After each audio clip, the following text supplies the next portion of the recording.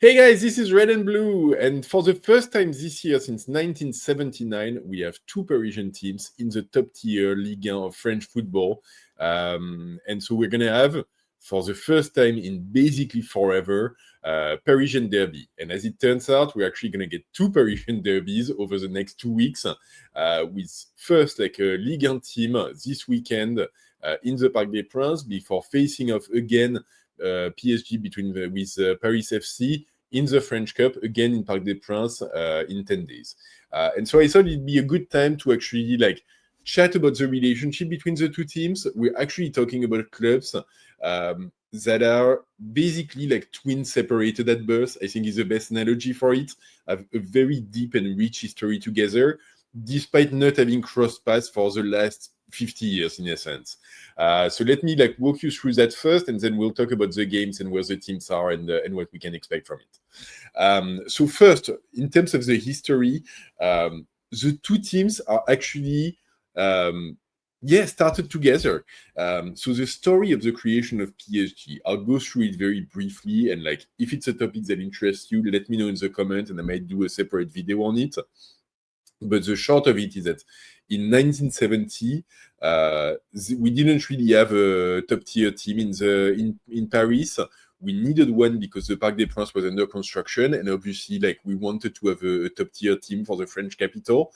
And so what happened at this point is that we created that team out of nowhere and built it in partnership with the team of Saint-Germain. Which is, a city in the suburbs of Paris that were actually in the second tier of French football, as a way of getting that access to nearly the top tier from the get-go. So it got called Paris Saint-Germain in 1970. It started in the second division based on where the team of Saint-Germain was. After a couple of years, it got to the top tier of French football. But what happened in 1972 is that the Paris town hall was obviously giving subsidies to the team to support local football and so on, but included a condition for it, and they wanted the team to switch from being called Paris Saint-Germain to being called Paris FC. At the time, the club was operating in a mixed model with some socios and some bigger owners. But the short of it is that it came to a vote of all of the people who had a stake in the club. The vote needed to be two-thirds one way to trigger a decision, and essentially it ended up being three vote short of accepting that change of name. So the club ended up rejecting the subsidy from the Paris town hall, which meant they didn't have the money to pay for a professional team anymore. And so we essentially, instead of the club just completely going under, it ended up splitting. And so the professional part of the club ended up being called Paris FC. And so the professional team stayed in the top tier of French football and just took the name of Paris FC. And Paris Saint-Germain stayed Paris Saint-Germain, but moved back to an amateur status and moved down to the third division of French football. After a few years, Paris Saint-Germain did make it back up the ranks. There were a few years where the two teams were in the top tier. And ultimately, in 1979, Paris FC got relegated, went down over the years through the ranks of French football. And so Paris Saint-Germain became the big club of Paris and took over as the Parisian team and never got relegated from the top side since then. And so ultimately Paris FC is Paris Saint-Germain, and Paris Saint-Germain was Paris FC. And so the two clubs are very much, I think twins separated at birth is a pretty good analogy for it. What happened is that, there's no real drama surrounding it. I mean, we don't really have a bitter rivalry as a result or anything like this. If anything, the story at the time, and obviously that's before my time, so it's not personal experience or anything. But the story is that people were more sad that this was happening than anything. And ultimately, because Paris Saint-Germain got back to the top pretty quickly, because Paris FC dropped down in divisions pretty quickly as well, history kind of sorted itself, and we never really had an opportunity to develop a historical or a sporting rivalry or anything. And right now, Paris FC has been back in Ligue 1 since the beginning of this season, but they've been very, I guess, like careful and positive about the signals that they send about PSG. So all of their presidents and the business leaders are all like talking very positively about PSG. They talk about liking Nasser, about liking that team, about like all the great work that they've been doing, about us winning the Champions League and so on. They actually do have in their staff of Paris FC a few former glories of Paris Saint-Germain. So Rai, who's basically, the biggest legend of PSG, is an ambassador for Paris FC. They also have Michel Denisot, who was a PSG president in the 90s and very, very emblematic guy in their board. So there are close relationship. Obviously, they're next door. Between the fans as well, a lot of the ultras of Paris FC are actually former PSG ultras that got kicked out before Qatar took over, when all of the ultra associations and so on got cleaned up. And so a lot of them moved to Paris FC at that point. So there's a lot of ties between the two clubs. It's not really like, it's not quite a friendship, obviously, because we're still competing, but it's not really a rivalry or anything either. The match actually, like, it's funny because there's not really going to be an organized Paris FC section in the Parc des Princes for the game, but at the same time, like, neither club nor the police nor anyone is really classifying as a risk game. So it's a pretty mellow relationship, and I guess we'll see over the next few years, depending on how Paris FC develops, whether, like, the sporting reality basically creates one or not. Paris FC, like, last year got bought by the Arnaud family, who's basically in France the owners of LVMH, so uber rich family and uber rich owners, who working in partnership with the Red Bull Group as well. So there is like decent ambition around Paris FC. It's only their first year in the top tier, so it's still a long way for really reaching the top and the levels that PSG is at. But it could be an interesting one in years to come, and so one that's worth keeping our eyes on. When it comes to the games that we're going to have to play, so like I said, we're going to be playing two games. The first one this weekend, the next one after the Trophée des Champions against Marseille. It's actually like, I always hate to say like it's going to be a straightforward game because you never know what's going to happen, but the reality is that Paris FC sits 14th in Ligue 1 out of 18th, so they're definitely in the second half of the league. They've been, in general, the sentiment that they're playing good football, they're developing good football, but they're having issues on both sides of the pitch that makes them pretty bad at converting their chances, either offensively or defensively. And so they've dropped a lot of points that they should have gotten. That said, they've had a couple of really good moments. Coming back to get a draw after being 3-0 down against Lyon in particular was really a big moment for them. So there is something in this team. They've got talented player. Some of them like Ligue 1 perennial, like Lismelu. They've got Moses Simon, who was formerly in Nantes. They've got Maxime Lopez, who was Marseille Academy alum, who went to Italy for a while.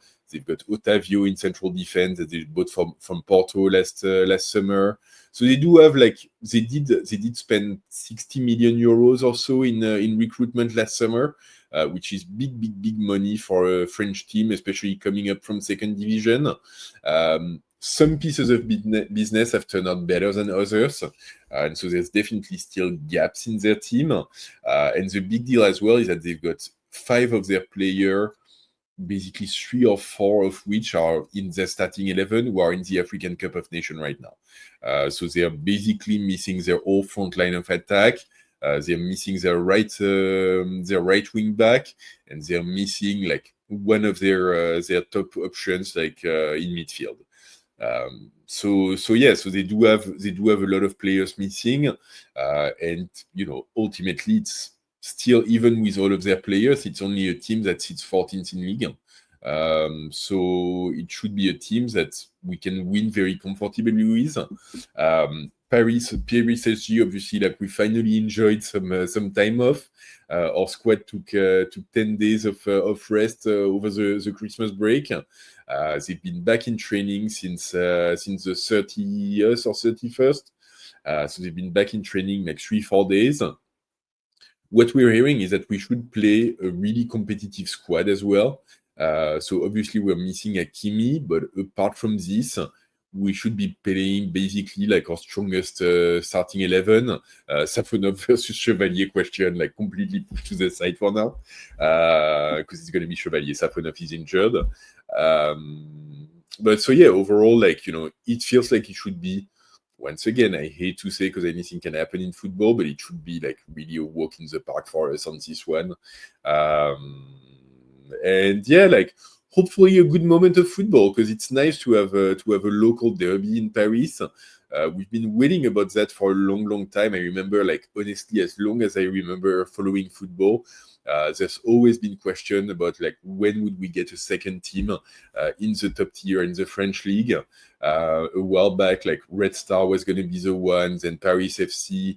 Now there's lots of talk about Versailles that's been doing well in the I think third tier of French football. So there's definitely been different clubs that have tried to make a run for him over the years. Paris FC is now in a really good position to like become perennials in Ligue 1, which would be great. I think this year they're pretty far from being able to make a challenge to us. But yeah, you never know in football, and so like it should be a good, interesting game. And at least it's a team that's playing good football.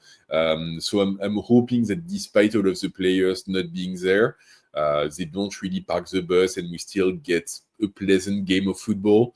We'll see what kind of approach they take, but hopefully, like, yeah, parking the bus is not really in their mentality, and they're gonna be trying to play football with us, which should be relatively enjoyable for us. In terms of my prediction, let's get to that. It's not a hard one to forecast. Like, I'm pretty confident about the PSG win. I think if there's one thing about PSG is that we don't usually like take games lightly. And you see it like in the French Cup, every time we play against amateur team, we still show up for it. We do manage to consistently get the points versus lower ranked Ligue 1 team and so on. So yeah, like this team in general, and with Luis Enrique in particular, there's very, very few examples of us taking an opponent lightly. And I think, you know, if we take this opponent for what they're worth, we should be more than superior and more than able to get the win out of it. So like, I don't see anything running counter to that. My question is more like, if I try to forecast the score of it, that gets a little bit trickier, because obviously we're coming off of a week off. I still don't know exactly where this PSG team is going to be in terms of fitness. Hopefully, like, you know, the time off did them good. But I don't know if they're trying to do a physical prep in this beginning of Jan time period to try to get ready for the second half of the season, or if they're just diving back into the grind. But so depending on that, we might see a team at very different physical level. We might also, like, you know, we're going to get some starters back in order. And, like, you know, the front three, for example, like, it looks like it's going to be Kvara, Dembele, and Doué, which I don't think we've seen them play together since, you know, the earlier days of this Ligue 1 season. They've all been injured together and at different times as well. So it might take them a bit of time to like click back together, to really start working well together. It should be an interesting opponent to sink their teeth into before we go and play Marseille, which is going to be a must-win game, obviously. So yeah, I'd say like I want to say like it's going to be a wide score, because I think the difference in qualities between the two teams is pretty wide, especially with the players that are missing on their side.